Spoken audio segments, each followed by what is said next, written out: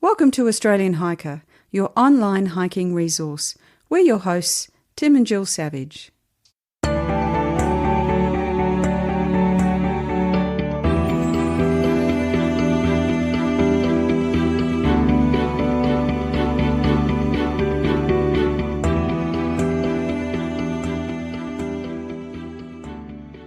This is episode 129 of the Australian Hiker podcast. And today we're going to be talking about something that all of us need to know, and that's going to the toilet on the trail. This will be an interesting one. Okay, so when you start hiking and camping, there's so much to learn. What gear to buy, how do you handle food, where are all the good walks, and last but not least, how do you go to the toilet on the trail? And while the mechanics are the same, not having access to modern toilet facilities brings a whole new set of considerations into going on a hike. Yeah, and I think it's one of those things that people really are more concerned about than perhaps they let on. I know that there are some times when I've had conversations with people and, you know, I've been asked some really basic questions and I'm just thinking, what would you normally do? Just do that. Well, and I think that's the other thing as well. I mean, this is one of these topics that people get a bit squeamish about asking about. And while you're quite happy to ask your friends or go into a store and say, tell me about packs or tell me about hiking footwear or tell me about sleeping bags, it's not normally a question you raise. You know, the expectation is that everyone knows about it, knows how to do it. And as I said, while the mechanics are pretty much the same, there are some logistical issues that you need to be able to deal with just to make your experience more enjoyable. So in this episode, we're going to be talking about the do's and the don'ts of going to the toilet on the trail, pun intended, and hopefully give you a bit of peace of mind if you haven't needed to consider these basic functions before.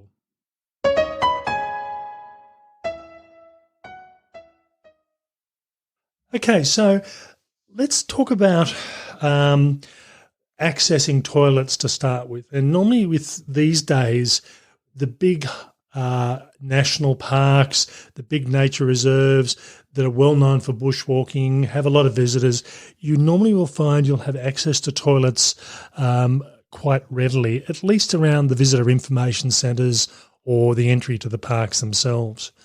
And while they may not look exactly as flash as your toilet does at home, they look pretty much the same. And they work pretty much the same as what you'd expect. So in that respect, this is often the limiting factor, and I've talked to a number of people that hike, particularly people in their sort of 70s and 80s that are still keen to walk, and they will often limit their walks based on where the toilet facilities are. And, they've been there, they've done that, they've gone to toilet in the bush in the past, and they just don't want the rusticness of having to go to the toilet in the middle of the bush. Yeah, I think it's probably not just that age category too. I think there'd be a lot of people in different age groups who are a bit concerned about it. I think, maybe if you've got kids as well, it's probably easier to hang close to the facilities. Once we start moving a bit further away from the main trailheads and the information centres, we may still have access to toilets, and I'd put these into the luxury category here.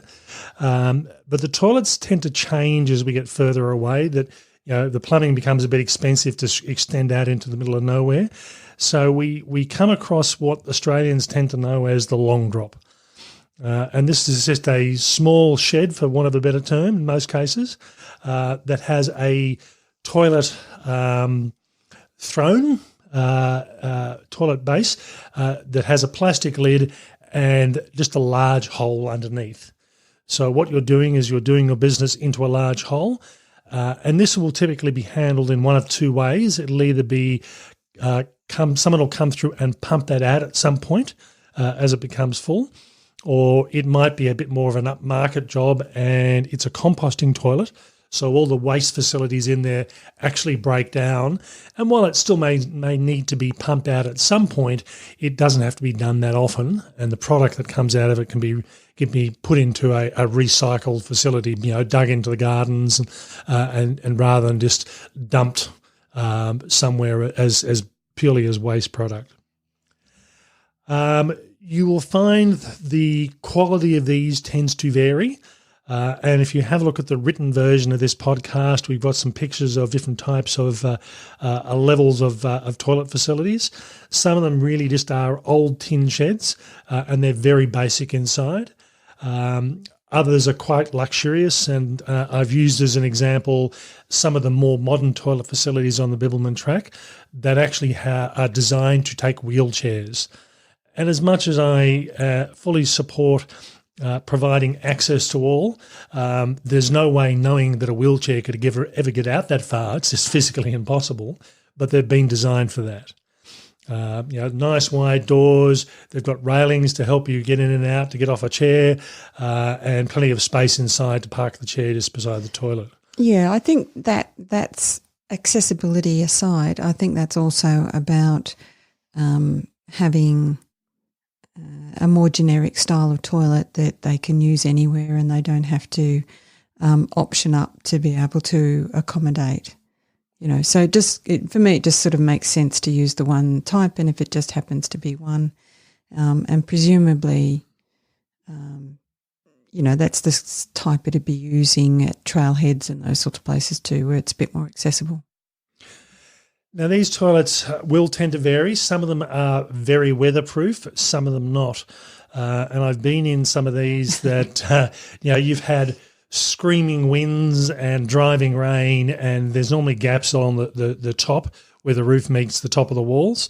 And then if the weather is bad enough, because the roofs aren't particularly big, it's not unusual to have the inside of the toilet being sopping wet, and with it the toilet paper being sopping wet as well. And there's often a gap at the floor as well. So there's often a gap between, deliberately so, I think, for air movement.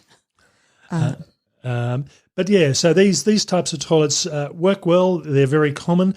And the one thing you do need to be very conscious of, and this is something that most people, if you haven't used these, tend not to think about, is there are typically always signs in these type of toilets saying, please close the lid when you're finished. Because by leaving the lid open, you've got human waste in the bottom of it. You've got flies deciding this is a really good place to lay their larvae. And as a result, you tend to breed flies. And these flies that have been inside the toilet crawling around on all the human waste they might decide to crawl all over you when they come out. Yeah. So, definitely get in the habit of closing lids, even if it was, this is not one of the leave the toilet lid how you found it. It's leave it closed. You only do that with gates, don't you? Now, the only waste that should go into this type of toilet is human waste and toilet paper, and nothing else. So no sanitary products, no rubbish of any other type, it's really designed for human waste only. Now we're going to take this a bit further. You've gone a bit further out into the bush, or you're on a multi-day or multi-week hike in the middle of nowhere. And while there may be access roads into some of these areas, quite often there's not. And it really relies on you now going to the toilet in the bush. Now, for many hikers, and this is if you're doing a walk longer than a few kilometres or a few hours, it's not unreasonable to assume that at some point you might need to go to the toilet. And it doesn't matter if it's a short hike or an overnight hike, the principles are still the same. So the things that you need to consider, and this is before we start getting to the specifics, this is more about choosing where you're going to go to the toilet, is the location. So ideally you want to choose a site that's well away from water. And this distance, the recommendation for this distance will vary. In Canberra, we've only got one national park. It's Namadgi National Park. And the recommendation is to go to the toilet 100 metres away from any water supply. Now, that's probably not too difficult in some parks, but other states in Australia will vary. And you'll find that sometimes it might only be 60 metres, or sometimes I've even seen distances of 20 metres. So on our recent human hovel track hike, the toilet was probably, if it was lucky, 10 metres away from where the water stream or dam was. And this was probably built in the days where people didn't think too much about this. So most modern toilets or most toilets that are being put into the bush these days are put further away from water resources. Or if you're having to go in the bush, which is what we're talking about now, choose to go a bit further away, because think about this is where you're getting your water supply from to drink from. It's preferable not to have anything human waste-wise involved in that sort of water. Yeah, and I think it does depend on the area, the soil type, and so on. And if you are in a national park, they will have guidelines on how far away from water sources. So make sure you check those. The other thing too, apart from water, is also your tent. I mean, it's no good just walking straight outside your tent and thinking, "Yep, I'm going to go to the toilet right here." Pee at the entrance of my tent. Yeah.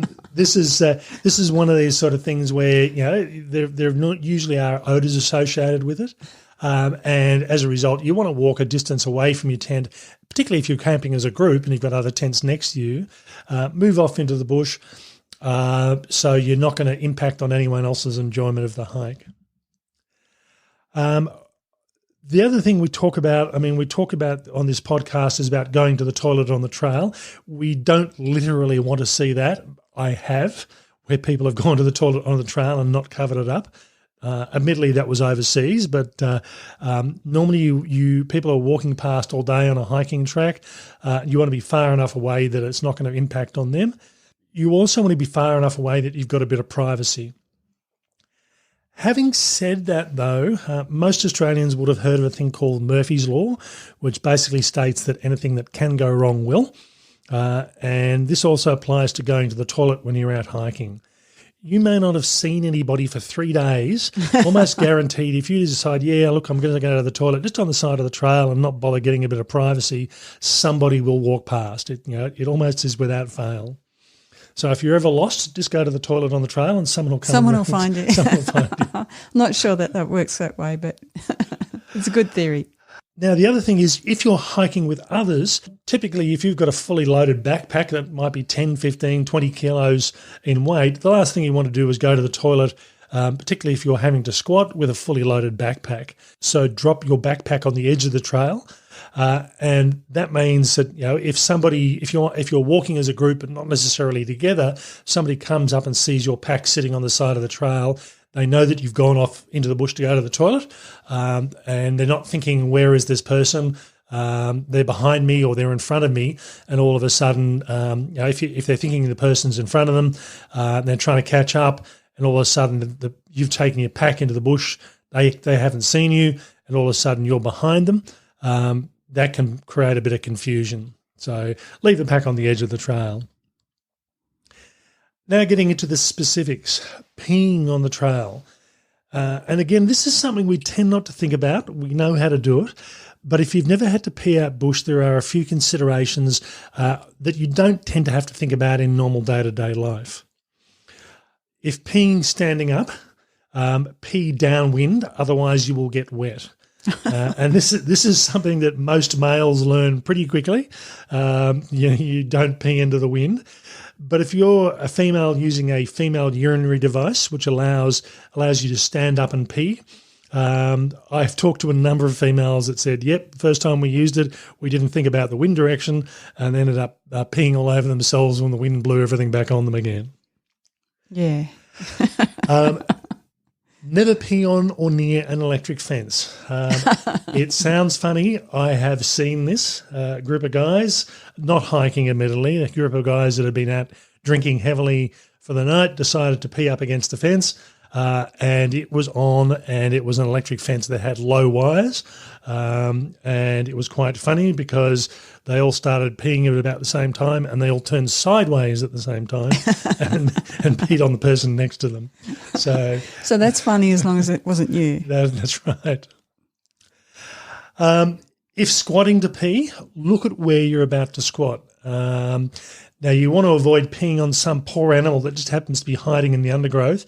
And I have heard of examples of people peeing without looking where they're going and ended up peeing on a snake. So not that obvious, not that common. But again, you might just be peeing on some poor little creature that's sitting there. You also want to watch out for spiky bushes. So If you're in the Northern Territory hiking, say, the Larapinta Trail, lots of spinifex. Yeah. You want to be really careful about where you happen to be squatting. You'll be pulling that out forever.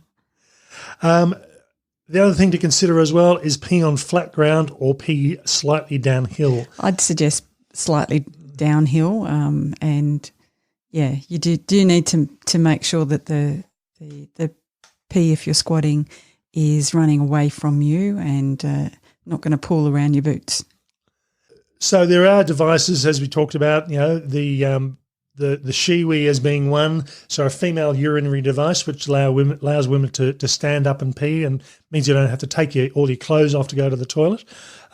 You either like them or you don't, but they are an option for hiking if there's something you want to consider. Yeah, and I think they're great if you're on a trail that is perhaps a little bit busy as well. So you want to do it quickly, you don't want to strip off, and if you get really good at it, you probably don't even need to take your pack off. All right, now we're starting to get a bit more serious here. We're going to talk about pooping on the trail. And again, at this stage, there are no toilets on the trail, and then really you're going to have to squat to do your business. Now, for me, and this might be a bit of oversharing here, this was never a skill I was taught as a child. Somehow squatting, you mean? No, and somehow my parents always managed to find a toilet whenever we needed one. And if wherever we were going walking, it was never on very long hikes as a younger child. So it was never something we really had to, or I really had to deal with. I had the great advice from my mother, you don't have to sit down. So I learned very early not to sit down on a public toilet, even if there was a toilet. Okay, so here are some things that you need to consider. If you do need to poop, then you need to dig what is called a cat hole. And if you imagine a cat in the garden digging that digs a hole before it does its business and then covers it up, and that's where it gets its name from. Cat holes are just that. They're essentially a hole in the ground that's around about 150 to 200 millimetres deep by roughly about 200 millimetres wide. The width of the hole really is up to you, but you need to be able to aim, for want of a better term, when you do your business, as well as stand over the hole comfortably.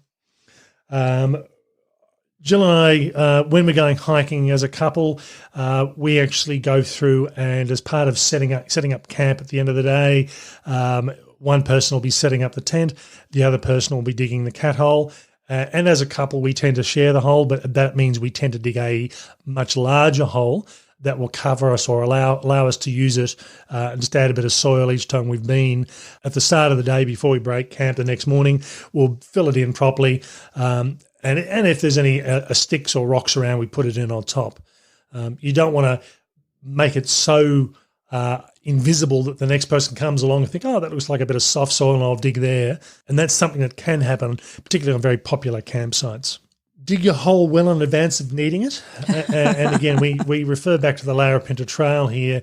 The Larapinta Trail is rock with a bit of soil. It's not soil with a bit of rock, it's rock with a bit of soil.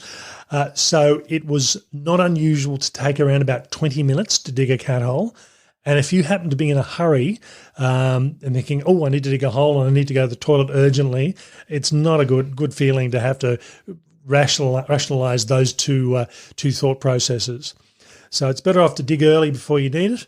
And then when you do need to go, it's just like, yep, there's the hole and away you go. It's hard to concentrate on two things at once, isn't it, Tim? It is.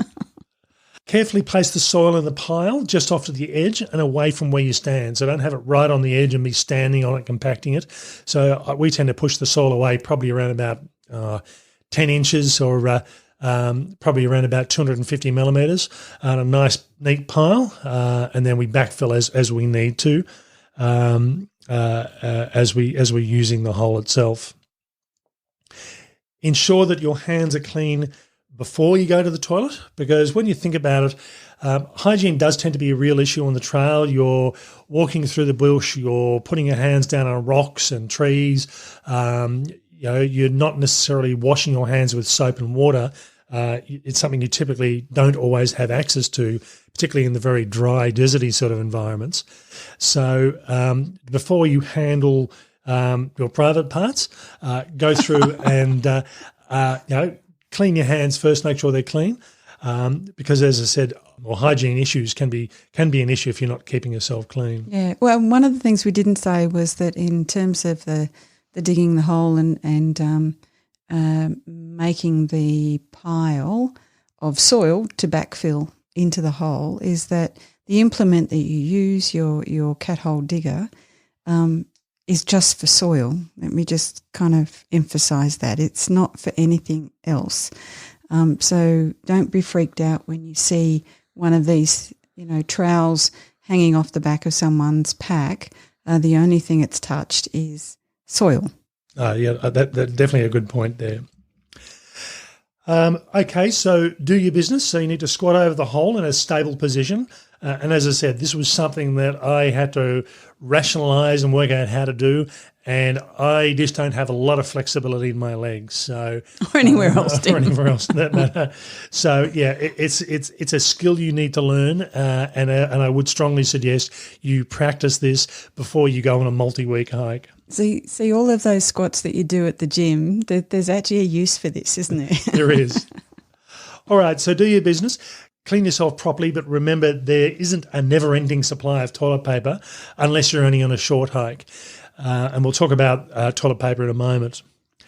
Backfill the hole, and when you walk away, ensure the soil is well compacted. So basically, put all the hole back in that you've taken out.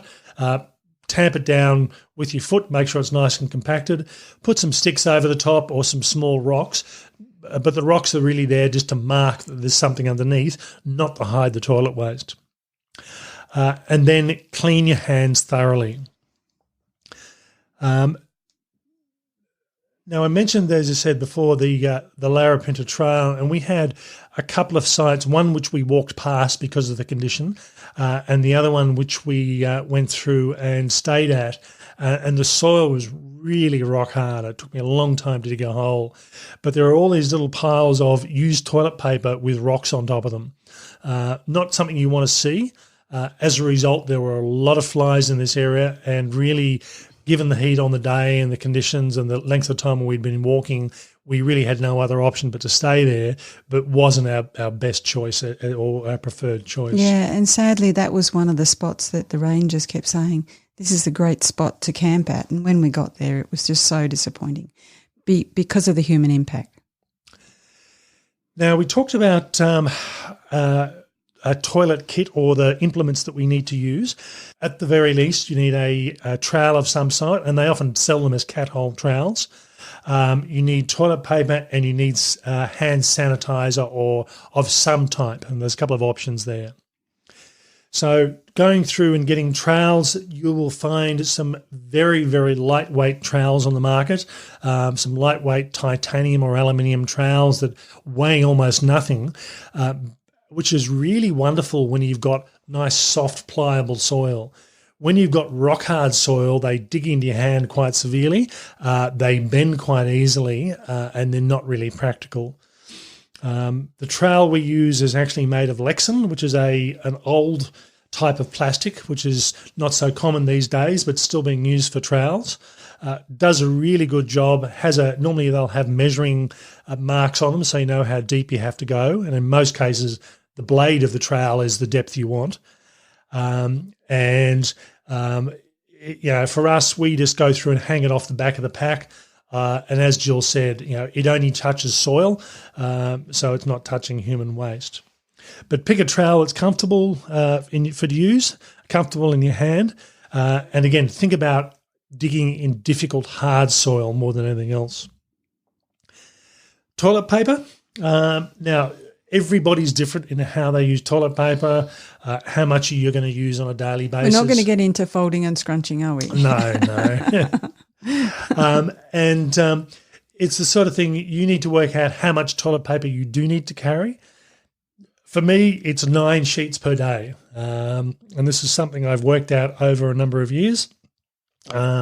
So I'll fold the toilet paper, or more specifically, Jill will fold the toilet paper for me before I go on a hike. Yep, that's my job. And I get daily allotments. So I know that I pull out a batch of toilet paper and that's it for the day.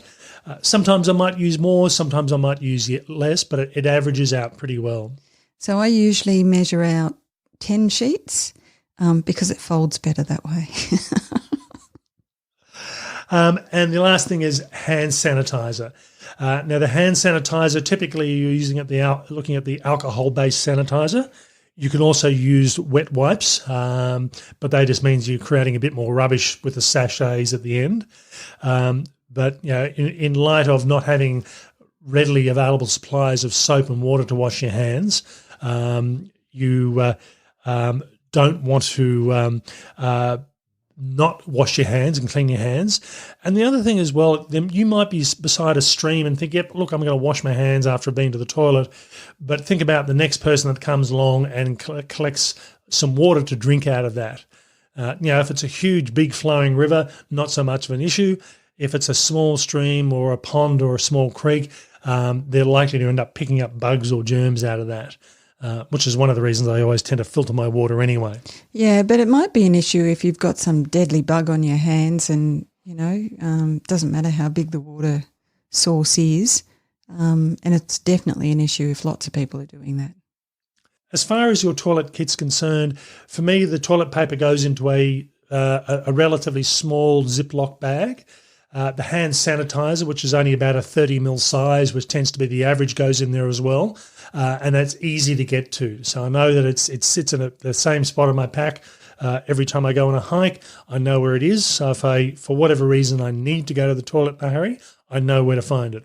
Yeah, and I think also just while we're getting into this, it's also a good idea to sanitize the outside of the hand sanitizer. If you do need to pick it up after you've been to the toilet and your hands are now clean, but the outside of the bottle isn't. So anything that you're touching, give it a bit of a wipe down and make sure that you're keeping that clean too. Now, other odds and sods that you need to know that can be a bit of a help, always carry toilet paper on a hike. Some hiking facilities or hiking trails, the rangers will come through and top up the toilet paper. So as an example, Larapinta Trail, the rangers will always go through and top that up. So you can be reasonably guaranteed of finding toilet paper all the time. Bibbulmun Track, as an example, some areas of the 1,000-kilometre track provided toilet paper, others didn't.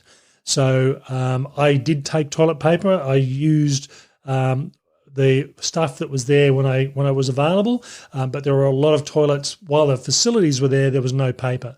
So you're best off assuming there is no paper on the hike you're going on, and having, for the sake of it, 100 grams of toilet paper to carry, than not have that as an option. Yeah, and also, be nice to the next bunch of people that come along as well. So, if the toilet paper's running short and you've got plenty of supply, use yours. And leave the others for somebody who might be caught short. Now, again, it might be oversharing here. I hate having to get out of the tent at night time, particularly if it's pouring with rain. I hate it when you do this, seriously. And while it's not something I do all the time, peeing into a large Ziploc bag is a good option, and it's recycling. And this is not just a male option. It's something that females can and do use. You just need to aim a bit better and make sure you're stable. What do you mean aim a bit better? What do you know about that? Again, I'm only going on what I've been told by some female hikers who have had accidents. But yeah, it's having to pee into a bag is a skill that is worthwhile learning, but it may not be for you. Well, if you have a Shiwi, it probably is going to be much easier anyway. So it is. If you do, the other option you can also do, particularly for the guys, is to pee into a large plastic bottle. But either way, whether if you're using a Ziploc bag or a bottle, store it outside the tent at night time. The last thing you want to do is knock it over inside your tent.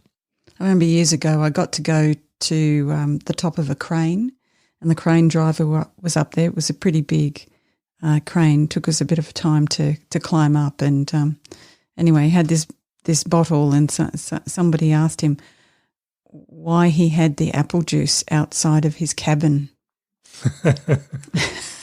There was kind of a stunned silence. It's like, because it's a long way down.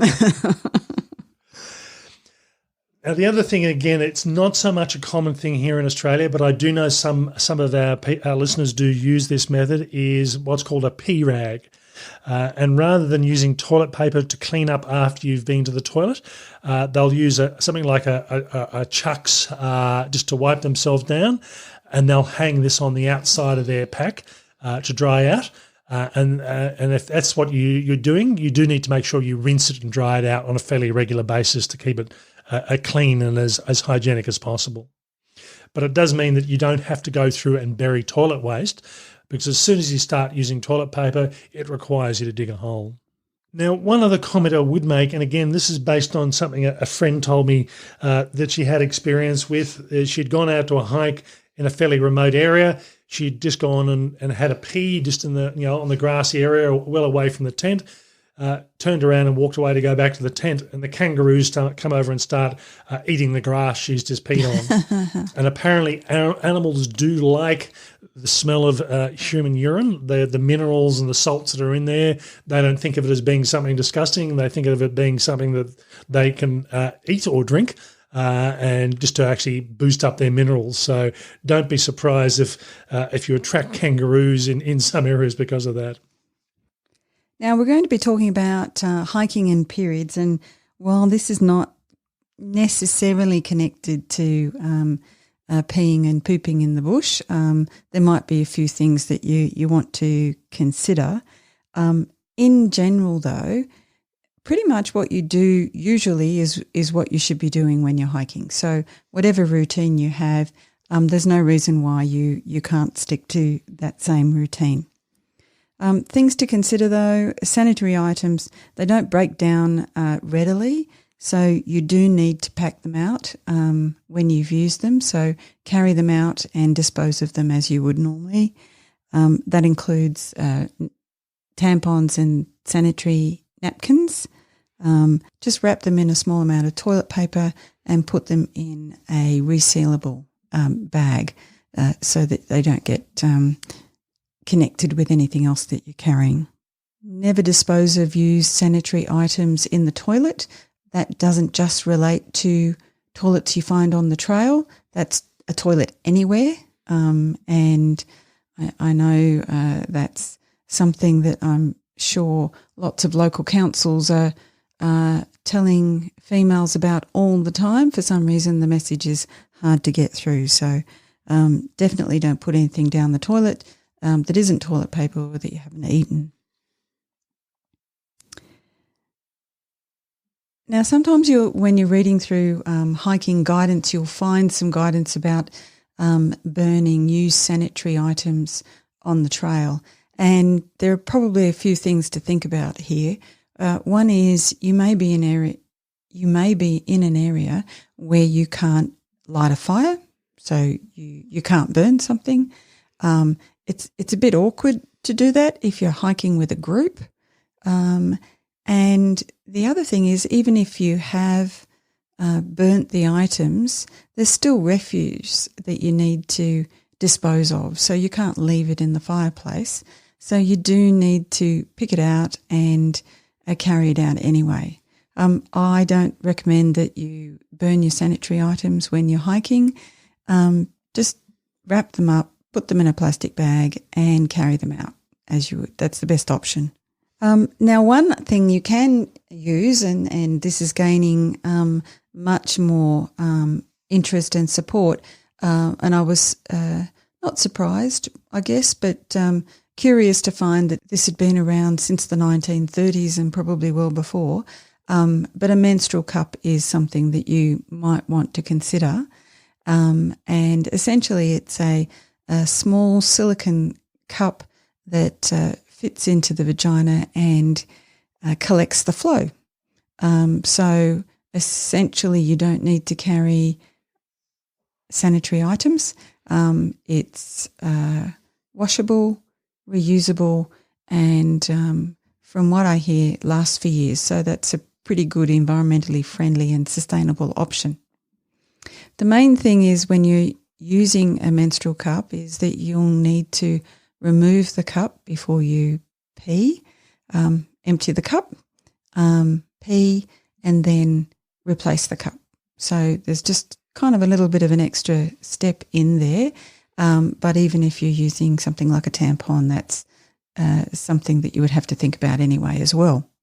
So, that might be an option for you. That might be something that you want to explore a little bit further. And they are readily available online. So you can check those out if you're interested in those. So just as a final thought, we've all been going to the toilet since we were born. Some better than others. Some better than others. And as kids, we often find this to be this bodily function to be hilarious. But for many hikers, the first time, or particularly adult hikers, the first time they've ever had to go to the toilet in the bush may be as an adult. So learning to go to the toilet without modern facilities is a skill that they need to learn. And like any skill, there's a learning curve. So if you're planning on going on an extended hike where you know that you have no facilities to use, a bit of practice will help take a bit of the anxiety out of the process and make it one less thing you have to deal with on a longer hike that you may not be used to. Yeah, I don't suggest that you practice in your backyard or somewhere like that, but, I guess you could if you've got enough privacy. Okay, so we hope that's been a help for you and provided a bit of valuable information. And I think, as for people who've been hiking for years, they probably know all this already. But if you're new to hiking, this is where it's really going to help.